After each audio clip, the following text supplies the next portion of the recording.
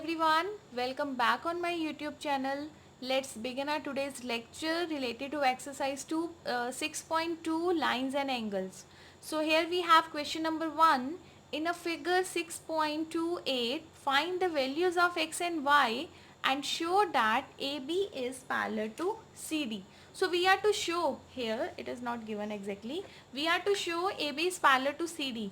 तो जब भी आपने लाइंस को पैरेलल शो करना है, या तो आपके कॉरस्पॉन्डिंग एंगल्स इक्वल होने चाहिए या फिर आपके ऑल्टरनेटिव इंटीरियर और एक्सटीरियर एंगल्स इक्वल होने चाहिए या फिर इंटीरियर एंगल्स का सम 180 होना चाहिए. I hope each and every lecture is clear to you, each and every exam is clear to you.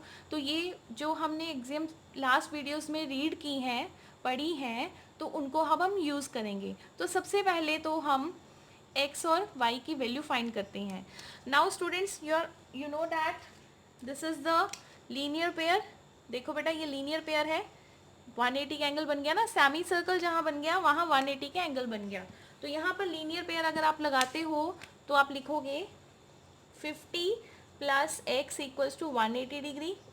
Therefore x degree equals to 180 minus 50 degree means 120 degree, 130 degree. So x is equal to 130 degree. अब आप ध्यान से देखो, ये y और 130 ये कौन से एंगल्स हैं? हरी आप टेल मी. चलो सॉरी, आप नहीं बता सकते मुझे. ये कौन से एंगल है? Vertically opposite angle. अगर आपने यही सोचा है तो very good, clap for you. तो y और 130 लिखेंगे. Now angle y equals to 130 degree because vertically opposite angles. This is the reason. और ज्योमेट्री में हमेशा आपने रीजंस को मेंशन करना है, यहाँ पर मार्क्स मिलते हैं, राइट. तो y हमारा 130 है. और अगर आप ऑब्जर्व करोगे तो angle x and angle y equals to 130 degree, both have the same value. But ये कौन से एंगल है? ध्यान से देखो बेटा, मैंने इसीलिए ग्रीन कलर किया है. ये कौन से एंगल्स हैं? These are the alternative interior angles. तो आप यहाँ लिखोगे but these are alternative interior angles. Therefore और ऑल्टरनेटिव इंटीरियर एंगल्स अगर आपके इक्वल हो जाएं तो क्या होगा? The lines are parallel. This is the contradiction to are exam. जो हमने प्रूव तो नहीं किया था, रिजल्ट हमने किया था. कॉन्ट्राडिक्शन नहीं कहेंगे, कॉन्ट्रापॉजिटिव स्टेटमेंट कि अगर एंगल्स इक्वल हैं तो लाइन्स पैरेलल हैं, अगर लाइन्स पैरेलल हैं तो एंगल्स इक्वल हैं. So let's do the question. So let's have question number 2. In a given figure, if AB is parallel to CD, CD is parallel to EF. देखो बेटा, AB is parallel to CD, CD is parallel to EF, right? तो आपको Y ratio Z दिया हुआ है. Y ratio Z is 3:7. ठीक है.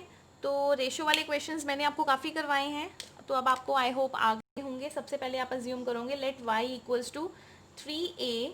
x क्यों नहीं किया मैंने? क्योंकि x तो हमने फाइंड करना है, x ऑलरेडी एक वेरिएबल है. And z equals to 7a, right. तो अब बेटा ध्यान से देखो, इसका सोल्यूशन कैसे निकालोगे. अगर ये एंगल y है तो ये एंगल कौन सा होगा? ये भी तो y ही होगा ना. This is also y. इसको हम 1 नाम दे देते हैं, ठीक है. तो अब लिखोगे angle 1 equals to angle y, which angle? Vertically opposite angles, right. Therefore अब देखो, ये लाइंस पैरेलल हैं, this line and this line, ये दोनों लाइंस पैरेलल हैं. इट मीन्स एंगल 1 और z का सम कितना होगा? It will be 180 degree. Now CD is parallel to EF. Therefore angle 1 plus angle z equals to 180 degree. क्या reasons होंगे?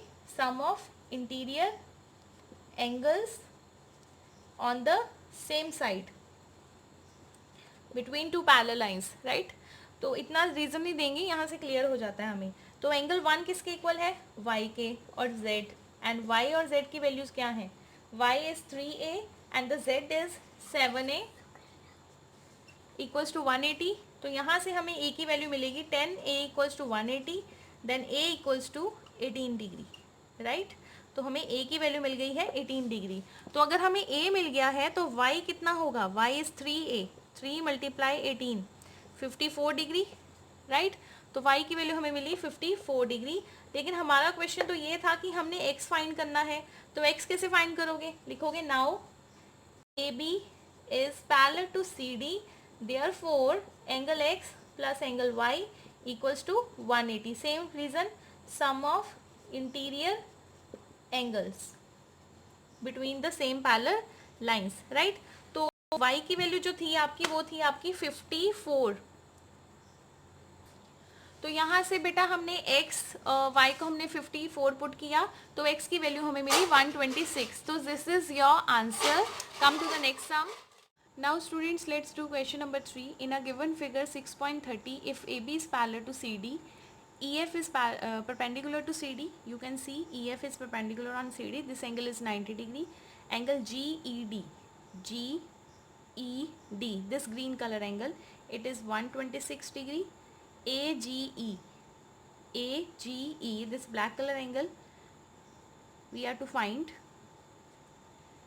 GEF, GED, sorry, this angle is 126, the whole angle is 126 degree, and we have to find GEF, this green color angle, and FGE, this blue color angle. So let's give its name, angle 1, angle 2 and angle 3. So first of all you can see, and this is angle 4. Solution, as EF is perpendicular on CD, also angle GED is 126 degree. तो GED जो है वो सम है angle 3 plus angle 4 का, right? So angle 3 we have to find, angle 4 is, angle 4 we have 126, no sorry, angle 4 we have 90 degree, so write down angle 4 is 90 degree. तो यहाँ से हमें एंगल 3 मिलेगा 126 minus 90, 36 degree. Angle 3 is 36 degree, right? So here we have found angle 3 equals to 36 degree. तो अगर आप triangle low, in triangle GFE, जिसमें angle आपका जो 5 है, एंगल 5 इक्वल्स टू 90 डिग्री, तो अगर आप ये ट्राइंगल लेते हो, angle 5 plus angle 2 plus angle 3 equals to 180 degree, right? क्योंकि बेटा देखो ये एक ट्राइंगल बन गई है, ऐसे देखो, ठीक है, जिसमें आपको 3 एंगल पता है, आपने निकाल लिया है, एंगल 5 90 है, तो 2 आप इजीली निकाल सकते हो. तो 5 हमें 90 है, 2 हमने फाइंड आउट करना है, 3 हमारा 36 डिग्री है, 180 माइनस 126,